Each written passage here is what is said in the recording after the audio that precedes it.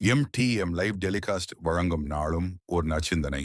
நற்சிந்தனை நிகழ்வில் இன்று ஒரு விடயத்தை உங்கள் மத்தியில் ஞாபகமூட்டலாம் என்று நினைக்கின்றேன். அன்பான சகோதரர்களே, அல்லாஹ்வின் நல்லடியார்களே, 2024 முடியும் தருவாயில் நாம் என்ன இருந்து கொண்டிருக்கோம். 2025 பெறப்போகின்றது. நம்முடைய சமூகத்தில் இருக்கக்கூடியவர்கள் அதிகமானவர்கள் என்ன செய்யறாங்க? சந்தோஷப்பட்டு கொண்டு, அதுபோன்று கடைகள் வைத்திருக்கக்கூடியவர்களாக இருக்கலாம், அல்லது வேறு வேறு நிறுவனங்களில் இருக்கக்கூடியவர்களாக இருக்கக்கூடியவர்கள் எல்லாம் என்ன செய்து கொண்டிருக்கிறார்கள்? அந்த 2025 வரவேற்பதற்கு தயாராகி கொண்டிருக்கின்றார்கள். சுபஹானல்லாஹ். எந்த அளவுக்கு என்று சொன்னால், அவர்களுடைய நிறுவனங்களை, அதற்காக அவருடைய வியாபார தலங்களை புதிதாக செய்து, அதுபோன்று அதற்காக சோடித்து அதிகமான வேலைப்பாடுகளை செய்து அவர்கள் அதற்காக தயாராகி கொண்டிருக்கின்றார்கள். அன்பான சகோதரர்களே, அல்லாஹ்வின் நல்லடியார்களே, நபி ஸல்லல்லாஹு அலைஹி வஸல்லம் அவர்கள் கூறினார்கள், மன் தஷப்பஹ பிகௌமின் ஃபஹுவ மின்ஹும். யார் ஒரு கூட்டத்துக்கு ஒப்பாகிறாரோ அவர் அந்த கூட்டத்தையே சார்ந்தவர் என்பதாக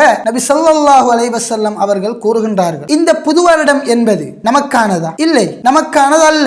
அதுபோன்று இந்த புது வருடம் வருகின்றது என்று சொன்னால் அதை கொண்டாடுவது எமது சமூகத்தின் பண்பாடா? நாம் கொண்டாட முடியுமா? ஒரு பாவமான காரியம் இல்லையா இது? இந்த பாவமான காரியத்தில் கூட சந்தோஷம் அடைகின்றோம் என்று சொன்னால் நாம் எவ்வாறுபட்ட ஒரு முஃமினோ, எவ்வாறுபட்ட ஒரு முஸ்லிம்? அன்பான சகோதரர்களே, அல்லாஹ்வின் நல்லடியார்களே, ஒன்றை நன்றாக புரிந்து கொள்ளுங்கள். நபி ஸல்லல்லாஹு அலைஹி வஸல்லம் அவர்கள் ஒரு தடையை எமக்கு விதிக்கின்றார்கள் என்று சொன்னால் அதில் பாரிய நலவுகள் எமக்கு என்ன செய்யும்? இருக்கும். அதையெல்லாம் யோசிக்காம நம்முடைய சமூகத்தில் இருக்கக்கூடியவர்கள் அதிகமானவர்கள் ஒரு நியூ இயர் வந்துட்டு என்று சொன்னால் நம்முடைய சமூகத்துக்கிட்ட இருக்கிற மிகப்பெரிய ஒரு நோய் என்ன தெரியுமா? சமூக வலைத்தளங்கள்ல பதிவுகள், வாட்ஸ்அப் ஸ்டேட்டஸ்கள்ல பதிவுகள், மத்த நபர்களுக்கு என்ன செய்யற பதிவுகள் போடுற, ஆனால் அவர்களுடைய வாழ்க்கையை நினைத்து அவர்கள் என்ன செய்வது கிடையாது, கவலைப்படுவது கிடையாது. ஒரு வருடத்தை நம்முடைய வாழ்க்கையில நம்ம கழித்து விட்டோம், நம்ம கபூர் நமக்கு முன்னுக்கு இருக்கி, நம்ம கபூரை நெருங்கி கொண்டிருக்கின்றோம் என்று ஒரு அச்சம் இல்லை, ஒரு பயம் இல்லை. மாறாக சந்தோஷப்பட்டு கொண்டு அந்த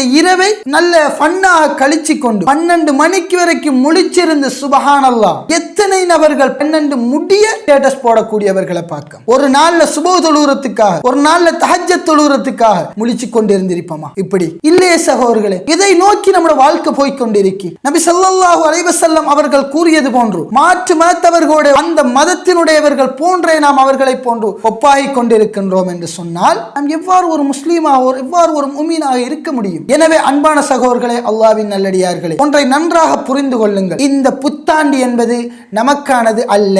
எனவே இதை நாம் என்ன செய்ய வேண்டும்? இதில் கலந்து கொண்டு இதுல நாம் என்ன செய்யணும்? பார்ட்டிசிபேட் பண்ணி சந்தோஷப்படணும் என்று இல்லாமலுக்கு இதை விட்டு தவிர்த்து நடக்கக்கூடியவர்களாக நாம் இருக்கணும். அதுபோன்று அதிகமான பாடசாலைகள், காரியாலயங்கள், இது போன்ற இடங்கள்ல சர்வசாதாரணமாக என்ன செய்யும்? இதெல்லாம் நடக்கும். மாற்றுமா சகோதரர்கள் என்ன செய்வாங்க? அரேஞ்ச் பண்ணலாம். ஆனால் நாம் ஒரு முஃமினாக, ஒரு முஸ்லீமாக இருக்கக்கூடியவர்கள் இதிலிருந்து தவிர்த்து நடந்து கொள்ள வேண்டும். அதை மாற்று மதத்தவர்களுக்கு நாம் எடுத்து செல்ல வேண்டும். இதில் கலந்து கொள்வது எனது மார்க்கத்தில் தடையானது, இதில் கலந்து கொள்ள கூடாது நாங்கள் என்று சொல்லி அவர்களுக்கு எத்தி வைத்து இது போன்ற பாவங்களை விட்டும் நாம் தவிர்த்து நடக்கக்கூடியவர்களாக நாம் இருக்க வேண்டும்.